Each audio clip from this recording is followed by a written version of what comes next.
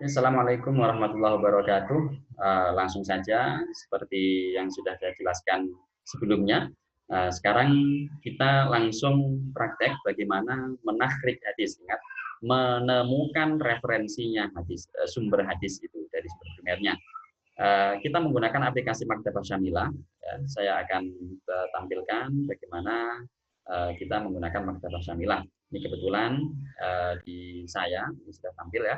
Kebetulan di saya Maktabah Syamilahnya adalah yang versi, benar saya lihat, versi 3.4. Nah, ini di saya versinya versi 3.4.4. Nah, mungkin ada yang lebih baru lagi, nah itu katanya tampilannya secara umum sih sama, tapi fitur-fiturnya ada sedikit perbedaan. Nah, ini saya belum belum tahu seperti apa, dan lebih ringan katanya. Tapi Allah alam, karena emang saya kurang begitu mengupdate aplikasi ini. Ini updatean yang paling akhir yang saya punya, yaitu 3.4 versinya. Oke, ini adalah bagian untuk menemukan menemukan hadis secara manual, membuka kitabnya. Ini ada kitab akidah, tinggal pilih. Kitab tafsir, ada banyak sekali ya, tinggal pilih. Ada mutunul hadis ulumul Quran, ya. Kemudian ada mutunul hadis. Nah, ini yang kita pakai untuk menakhrij. Ini ada pilihannya, ada banyak sekali. Ya, ada berapa ratus entah ini. Nanti akan kita cek. Ya, ini aja hadisnya. Nah, ini kalau kita mau mencari hadis manual. Misalnya saya mau buka Sahih Muslim, ya udah buka aja, klik 2 kali. Nah, ini ketemu sudah bab ini. Kita cari manual. Oh, saya pengen tahu hadis-hadis di kita boleh etikaf, hadis tentang etikaf dari Sahih Muslim.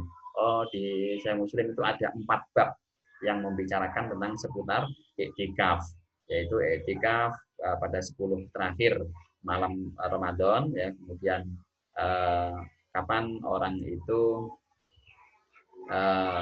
masuk ke area iktikafnya di masjid berarti ya. Kalau dia pengen iktikaf, kemudian sungguh-sungguh dalam beribadah di 10 hari terakhir, 10 malam terakhir Ramadan, kemudian puasa 10 hari pertama bulan Dzulhijjah. Nah, ini masuk di bab iktikaf di Sahih Muslim. Oke, ini kalau kita mencarinya secara manual. Oke, saya tutup dulu untuk yang ini karena kita akan menakhrij tanpa membatasi kitabnya tadi itu, atau belum kita tentukan kitab apa yang kita gunakan untuk menakhrij. Oke, sekali lagi caranya tadi menggunakan menu ini, bahas ya, kita cari. Tadi saya sudah punya kata kunci ya, yaitu mi'an wahidin, karena tadi kita mau pakai ya hadis yang bunyinya al mukminu yaqulu fi mi'an wahidin wal kafiru yaqulu fi sabati am'a. Pilih yang unik, misalnya saya pakai mi'an wahidin. Lam tahtar ayat kita bin bahri fihi.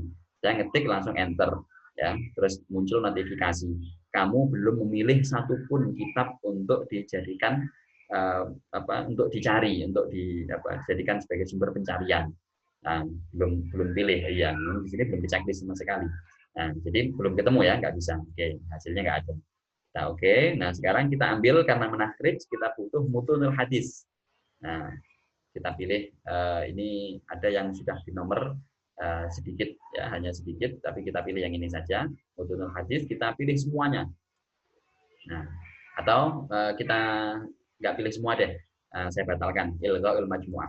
Oke, jadi nggak dipilih semua. Saya hanya milih di 6 kitab. Ya, karena misalnya saya cuma pengen di 6 kitab aja, kutubu sitah itu sudah cukup, nggak usah lebih dari itu. Ya, monggo saja. Kita pilih 6 checklist. Nah, setelah kita ketik tadi, ya sudah, kita enter atau kita klik ini. Nah, ini hasilnya. Ada 6 kitab ini hasilnya. Ya. Di bawah ini ada pencarian berlangsung di kitab kedua dari 6 kitab. Jumlahnya sudah 10 ya, sampai detik ini. Sekarang sedang mencari di kitab keempat, yaitu Sunan Tirmidzi, tahqiqannya Ahmad Syakir. Ya. Kitab ke-6 sudah hampir selesai. Sekarang sudah masuk kitab ke-6 Ibnu Majah. Nah, ini sudah tamat amaliyatul bahas. Kalau sudah muncul begini berarti proses pencarian selesai. Amaliyatul bahas itu proses pencarian tamat selesai. Tamat amaliyatul bahas. Sudah selesai proses pencarian. Hasilnya berapa? 17. 17 hadis. Di Kutubus Sittah ada 17 tempat. Apakah 17 hadis? Belum tentu, karena boleh jadi ini sebagian ada yang bunyinya bab. Nah, seperti ini. Bab al-mu'min ya'kulu fi mi'an wahid fihi Abu Hurairah. Ini kan bukan hadis, cuma judul. Berarti sekitar ya belasan lah ya. Belasan. Yang jelas maksimalnya 17. Ini untuk di Kutubus Sittah saja atau 6 kitab saja. Oke, ini hasilnya kita lihat. Musalsal itu urutan ya, nomor urut, nomor seri, nomor urut. Tadi ada 17, maka ini nanti nomornya sampai 17. Nah, terakhir 17 sudah. Oke. Kemudian An-Nas ini teks hadis, teks yang hasil kita temukan, teksnya begini. Bab al-mu'min, berarti ini nggak masuk data nanti ya. Ini yang kita sortir. Oke, jangan lupa kalau udah ketemu di copy. Nah, ini kedua di Sahih Bukhari Alkitab itu berarti judul kitabnya, yaitu kitab Sahih Bukhari sumber primer. Ya, karena kita sudah memilih sumber primer saja, berarti Sahih Bukhari dapat. Kemudian bab ini lokasinya ada di bab al-mu'min ya'kulu fi mi'an wahidin. Ini judul babnya. Kemudian jilidnya, juznya. Kitab ini terdiri dari misalnya 8 jilid, 8 juz. Maka ini ada di juz ke-7 atau 8 jilid ke-7 ya. Misalnya ini Sahih Bukhari. Ya, ada versi yang 8 juz. Kemudian halamannya, halaman 71. Dari juz ke-7, ini halaman 71, berarti di awal-awal juz ke-7 ya. Nah, halaman 71. Bisa juga dilihat di sini. Ini juznya, ya, yang di kotak ini. Nah, ini juznya, yang ini halamannya 71. Yang ini nomor hadisnya 5.393. Bisa juga dilihat di sini nomor hadisnya 5.393. Ini teks aslinya. Oke, sudah jelas ya.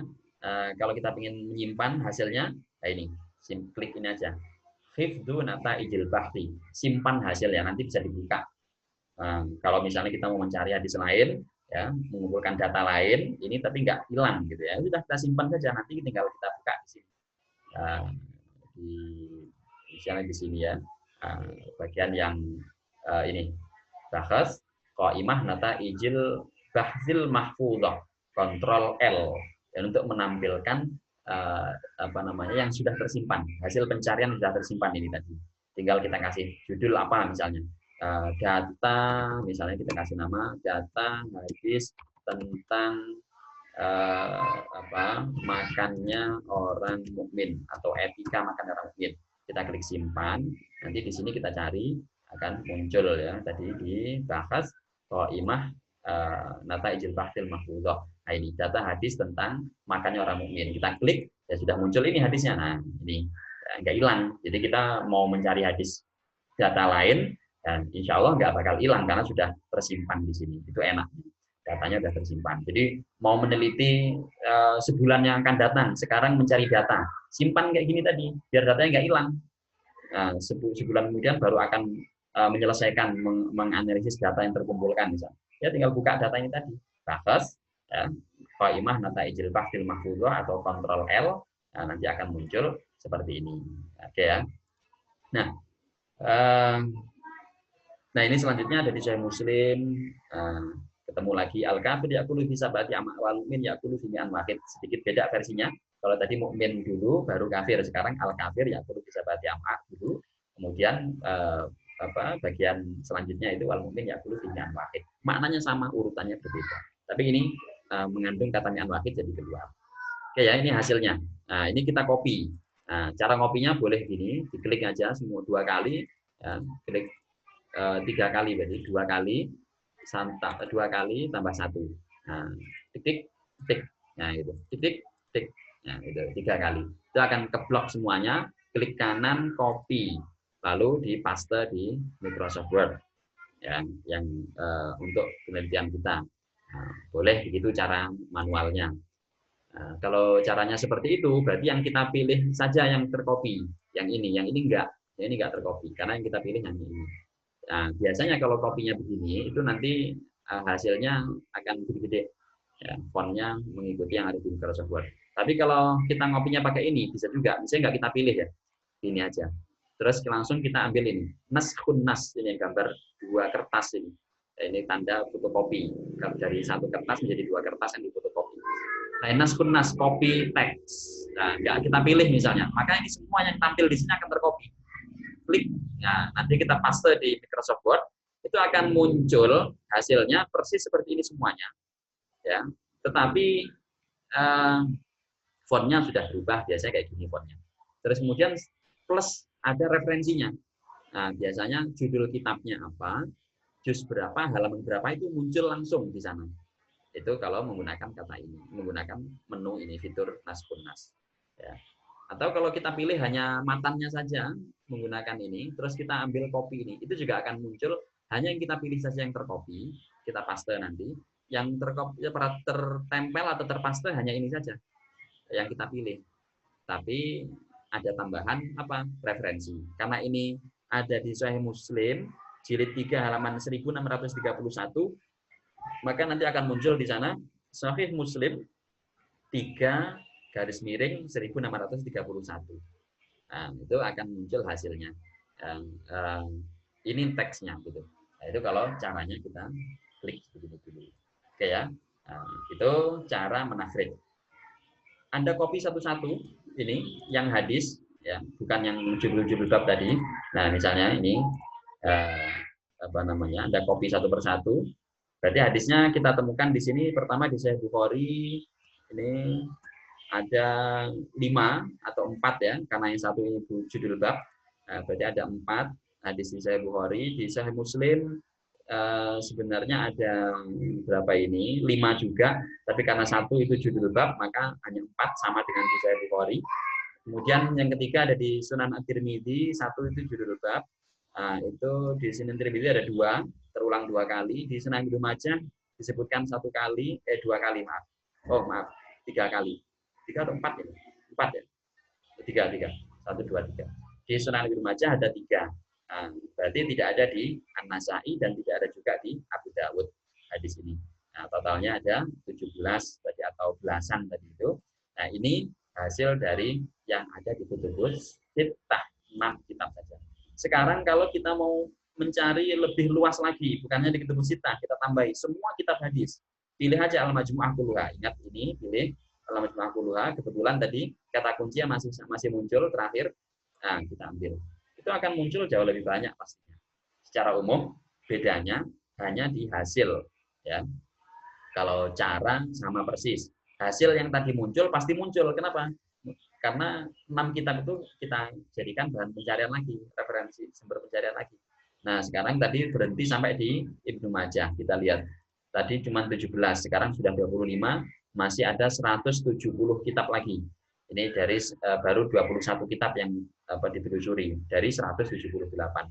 Nah, ini ada di Muwatta, Musnad Abu Dawud atau Yalisi, ya, ada di Muwatta yang versinya Abu Mus'ab, ada Jami' Ma'mar bin Rashid, kemudian ada di Musnad Ibn Abi Syaibah, Musnad Al-Humaidi, dan lain sebagainya. Nah, ini akan muncul lebih banyak lagi. Sekarang sudah 30, lebih, sudah 41. Sampai nanti ini tamat amaliyatul bahs. Sekarang masih jaril bahsu. Jaril bahsi di Musnad Ahmad Tab'ah Risalah. Sekarang masih dalam proses pencarian, jaril bahs. Masih dalam proses pencarian di kitab Musnad Ahmad cetakan Ar-Risalah. Nah, masih ada 130-an kitab lagi yang belum dicari. Nah, ini secara umum sama ya, hanya kita prosesnya menunggunya lebih lama. Oke, saya kira itu dulu untuk pengenalan bagaimana cara kita menakhrij menggunakan maktabah syamilah. Semoga bisa dipraktekkan, segera dipraktekkan saja. Untuk menggunakan metode sepotong atau tematik, yang penting kata kuncinya berbahasa Arab, tadi sama. Jadi maktabah syamilah ini merangkum semua metode takhrij manual. Kalau metode takhrij manual itu ada 5, maka menggunakan metode digital atau maktabah syamilah ini sudah merangkum 5-5-nya. Nah, tapi ini pengembangan dari metode yang mu'jam, menggunakan kata kunci. Nah, yang penting kata kunci dan kata kunci yang berbahasa Arab, insya Allah ketemu. Nah, insya Allah ketemu. Kalau nggak ketemu bagaimana? Kalau nggak ketemu ya nasib. Ya sudah, nggak ketemu mau gimana lagi. Nah, mungkin kata kuncinya yang salah atau memang tidak ada hadis tentang itu. Oke. Itu saja ya sementara, nanti kita lanjutkan di versi yang lain lagi. Terima kasih. Assalamualaikum warahmatullahi wabarakatuh.